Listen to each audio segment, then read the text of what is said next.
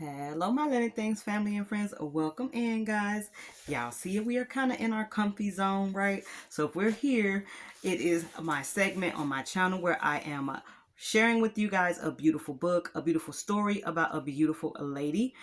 So this is a reading with Lynn or story time with Lynn, and we are in the process of reading Viola Davis's Finding Me. So we are now on chapter 13. So welcome in, my Lynn Loyals. Welcome in. Thank you so very much to all of you guys who have been listening to the story. Thank you so much. I really do want to get through this book. I really want to finish sharing it because I just feel like she has such a phenomenal story of just, hope and resilience, and just if you just really put your mind to something, you definitely can do it. You can accomplish many a thing, right?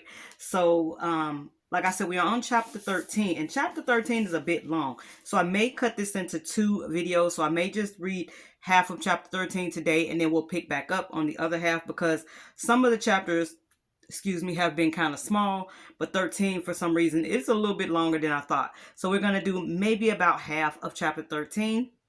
So we're going to jump right on in. You guys know, as I do with our readings, I like to light a candle. So I lit it already, but I wanted to say the notes. I know it was a cherry one. So I don't know if you guys ever saw these iFly candles from the Dollar Tree, y'all, that we got. Had to be sometime last year, and you get 4 in here. So I took out the cherry pop, and the notes on that is a fun, bubbly black cherry.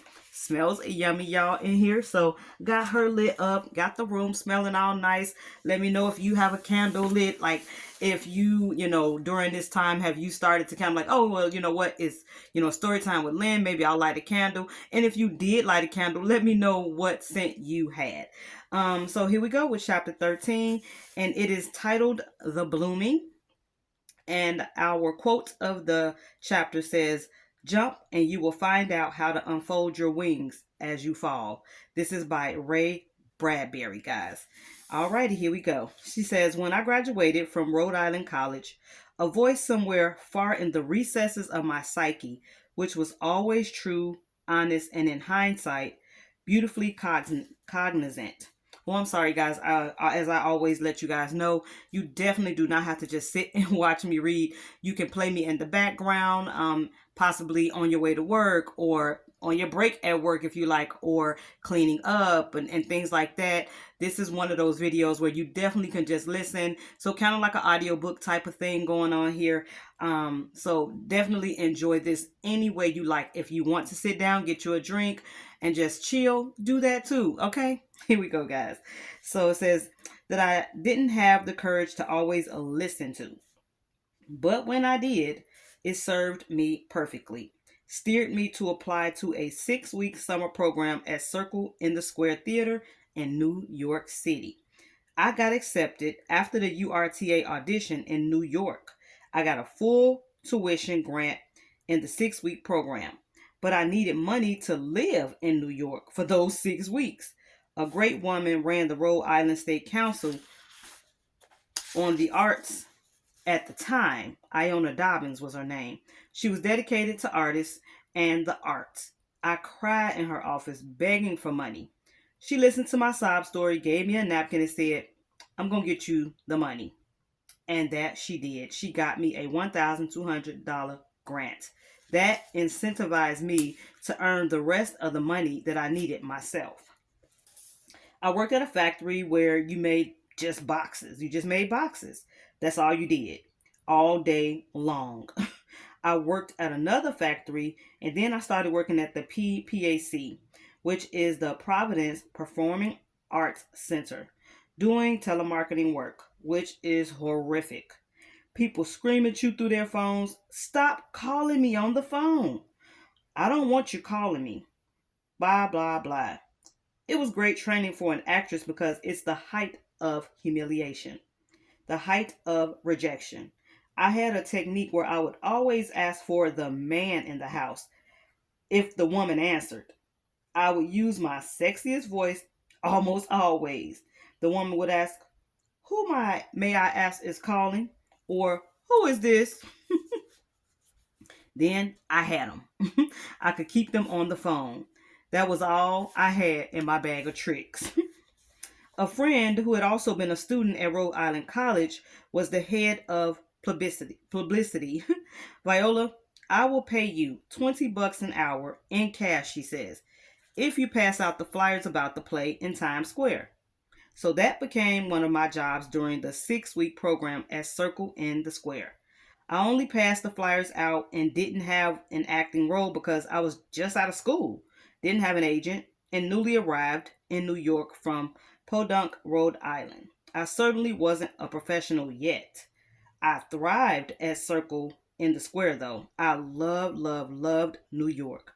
I lived in a loft apartment in Gramercy Park with two women that I knew from Rhode Island College, Donna and Mary.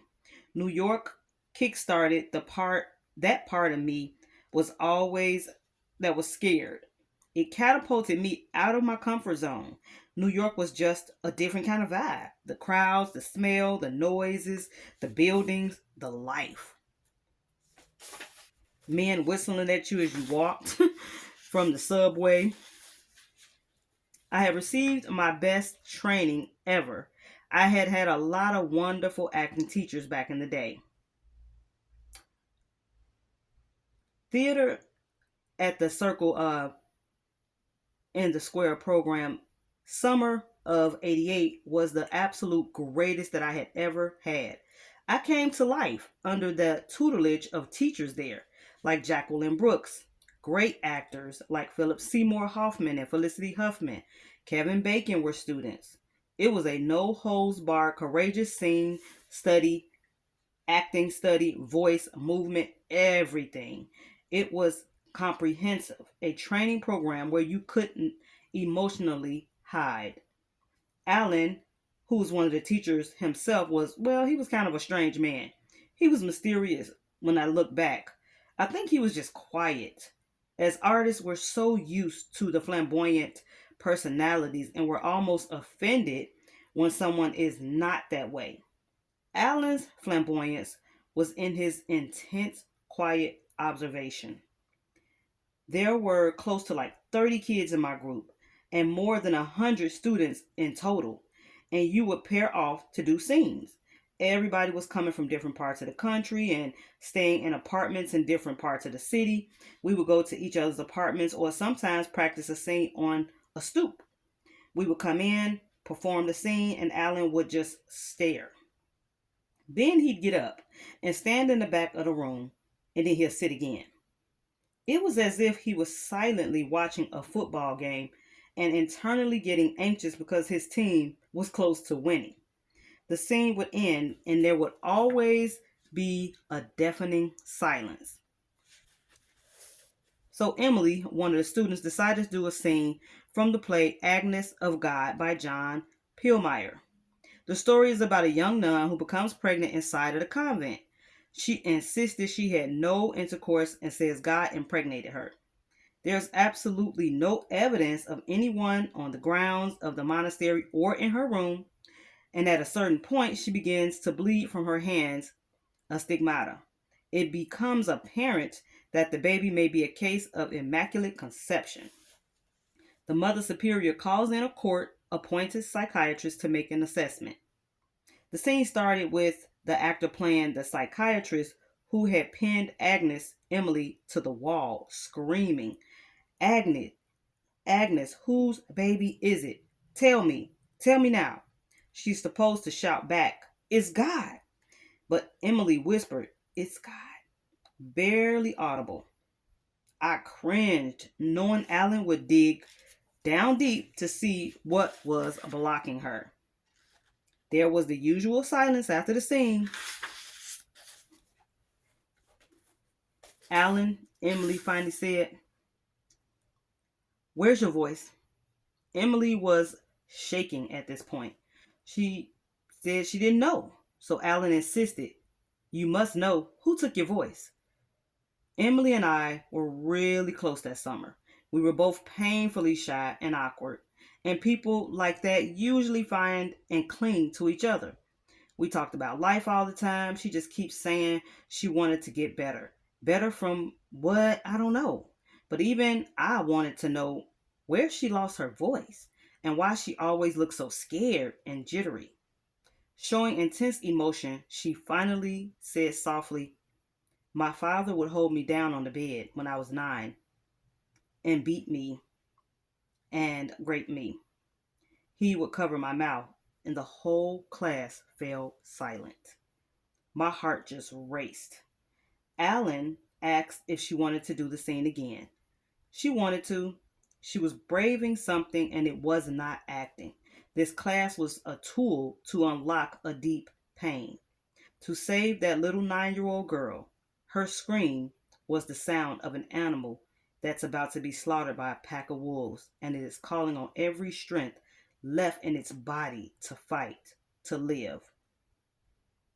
She shouts, "It's God's!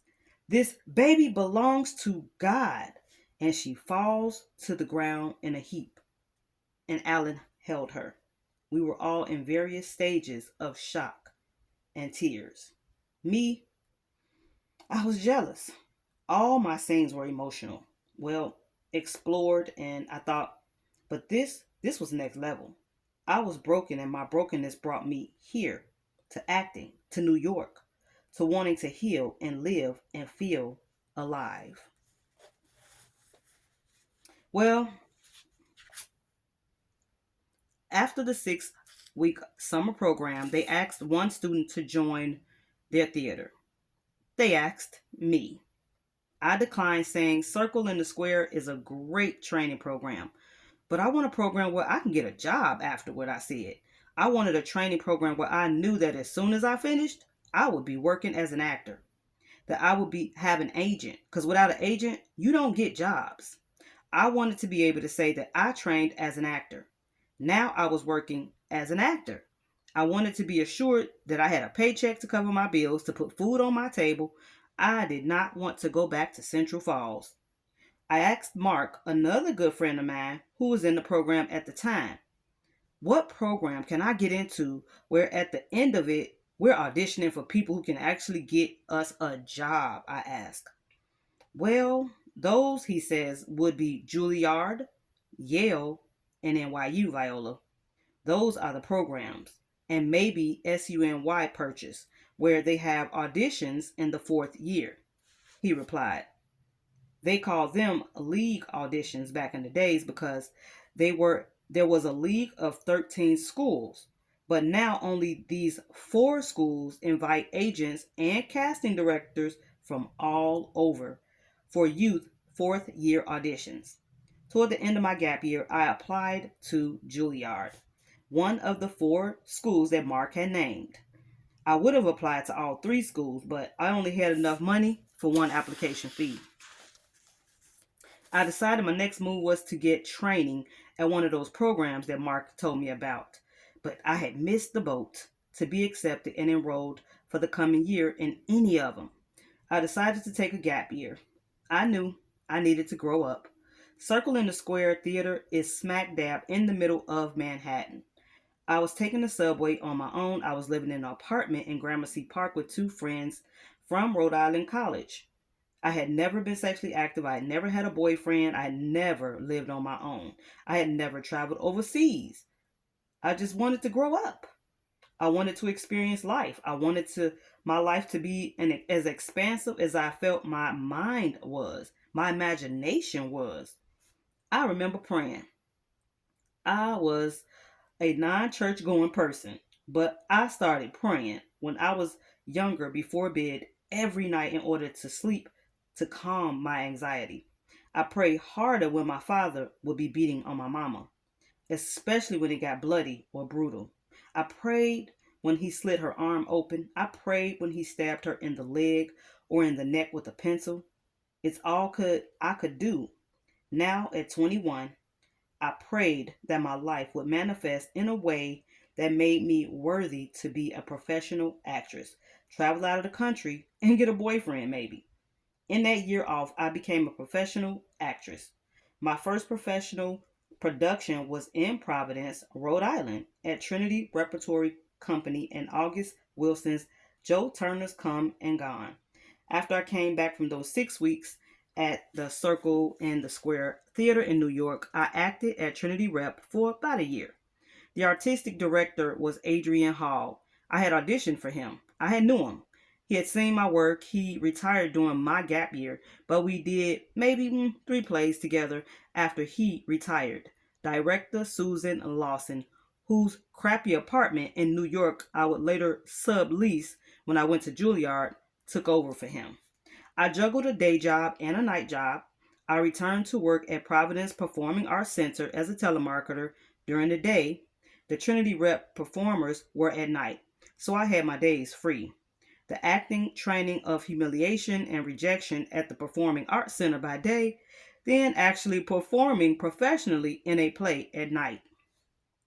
Danielle, who was, by that time 11, and I became even closer during my gap year. Although I had a roommate at the time, sometimes she would sleep over, or I would go over and sleep at my mom's house on the floor with her because my mom and my daddy's apartment was so small. That's why I got my own apartment in Pawtucket. My roommate there was a very nice friend of a friend, and the apartment was beautiful. The landlord, however, was a raging racist. I haven't met anybody like her since. She was Brazilian. Aghast when I moved in, she thought I was a prostitute because she saw me waiting on a bus. I wish I had the power and resources at that time to tell that racist lady to shove her apartment up her tail because she wouldn't even allow me to have company because she didn't know what type of people I would have coming to her apartment. That was like being sentenced to live without my childhood again. I was still running. In Joe Turner's Coming Gone, there's a role for an 11-year-old girl. Her name is Zonia. Danielle had auditioned for it and she got the role. This was in a professional production directed by Israel Hicks, who was probably one of the greatest theater directors in the business. Terrific actors came from New York. It was a great production. Danielle had thrived in it and got great reviews from the Boston Globe, the Providence Journal, and several other newspapers. She was also getting straight A's in school.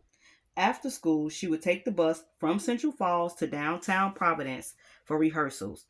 And once we were in production, she would take the bus to make it to the theater on time.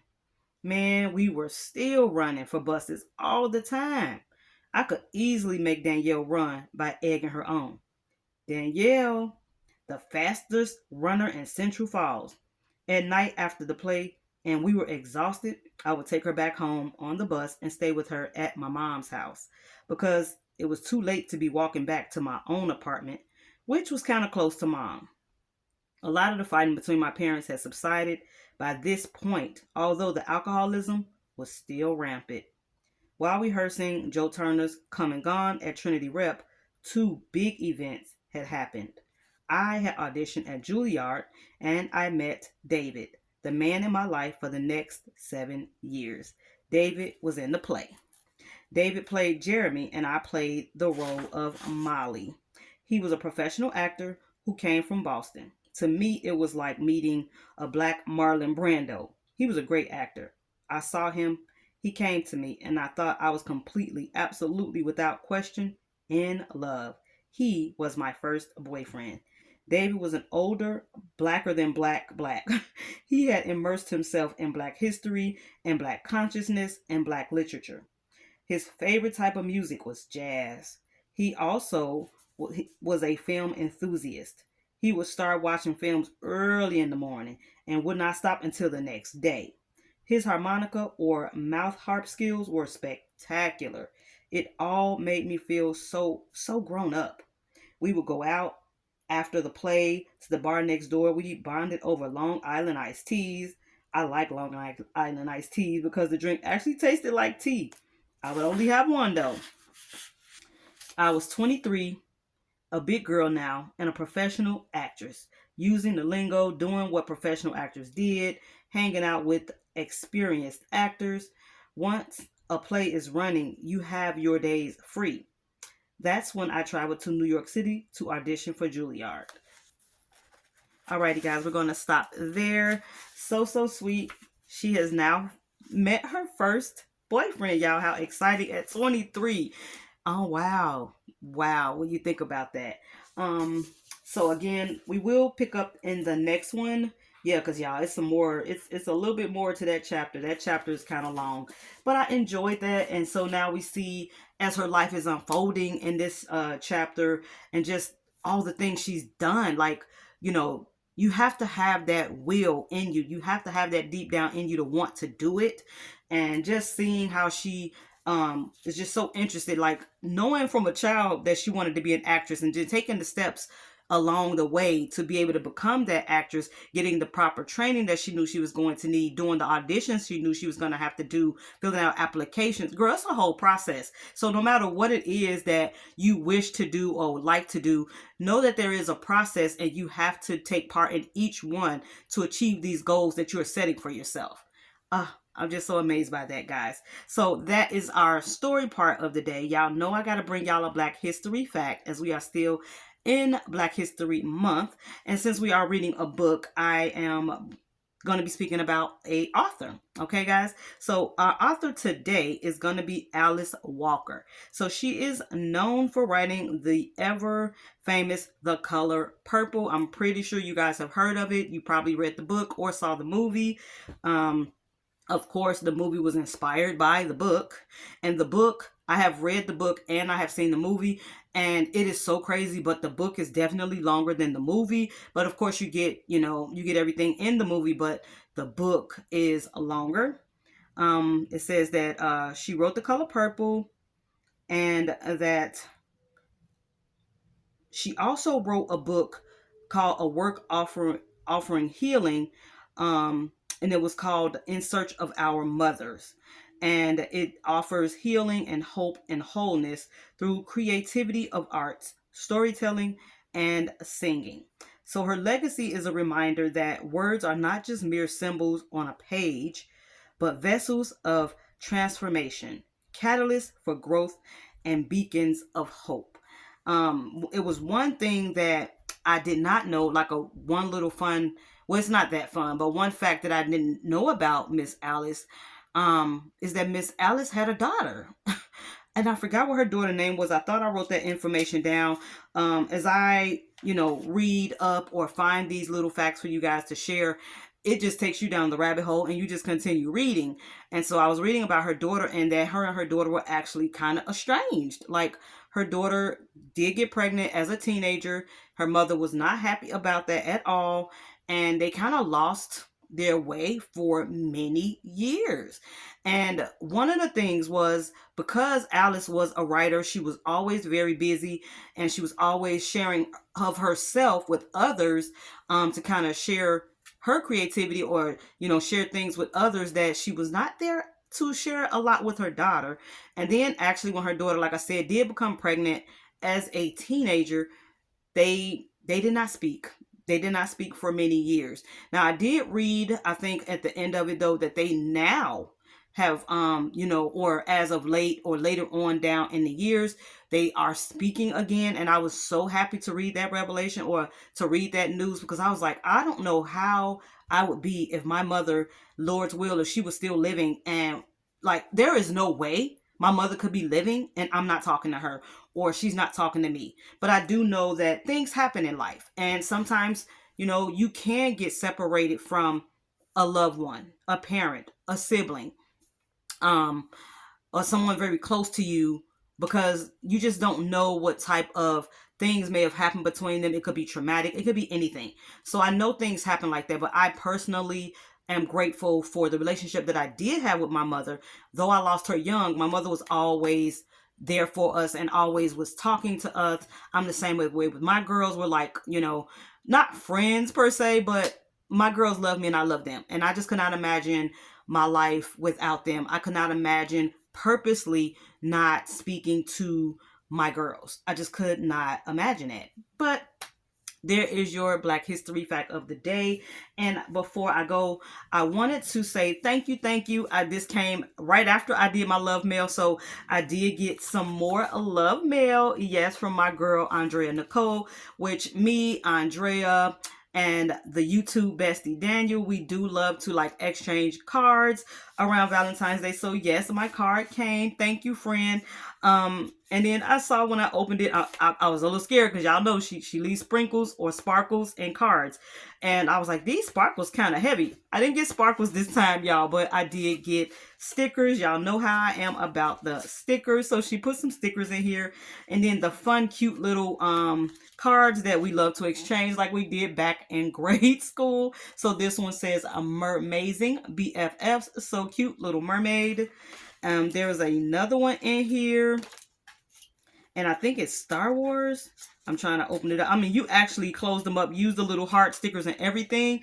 Oh no, this isn't Star Wars. This says our friendship is awesome. This is Transformers. I used to love Transformers. And then we have another one down in here, which takes me back, and it's My Little Pony. And it says Valentine's Day with a sparkle of a friendship. Because I am always calling her friend. She is so sweet, and she does have a channel here, and I will make sure to list her. I have shared her out before, but I definitely will put her down in the description box. And because if you're watching this, you are a real Lynn Loyal, right? So your girl was thinking, I have been, you guys know I collect things as I'm going to Dollar Tree, and I have some things that I kind of want to give away. I still would love to do Dollar Tree bingo. I just have not had the time to like sit down and get all of that together. But I still want to be a blessing to you guys, right? I still want to say thank you to my Lynn Loyals. If you are actually watching all the videos, thank you, thank you, thank you. Because I know if you're here for Dollar Tree, all things Dollar Tree, and I am not mad about it. Thank you, thank you. That is like the meat of my channel. But because my name is Lynn and Things, and I do like to kind of do other things and share other things with you guys, this being one of them, reading is a love of mine, I appreciate you. So your girl is doing a surprise giveaway right here in this video, only this video. So if you listen to my story, please give me your thoughts down in the comment section. Give me since we're reading Finding Me, you can give me either your thoughts on what you thought about what I just read, or if you have a Finding Me moment that you want to share yourself. Does not have to be long. It could be one sentence, whatever. Put that down in the comments of this video, and I will be entering everyone who did that into a surprise giveaway. My next reading come up, we will be finding out who is the winner in this giveaway. Thank you guys. Of course, you have to live in the 50 states. You must be 18 years or older, and you have to be subscribed to the channel, because what you got to be a Lynn Loyal. And of course, leave what I asked down in the comment section. Either something that you think about the reading from today, or a Finding Me moment of your own. Catch y'all in the next one. Thanks for watching.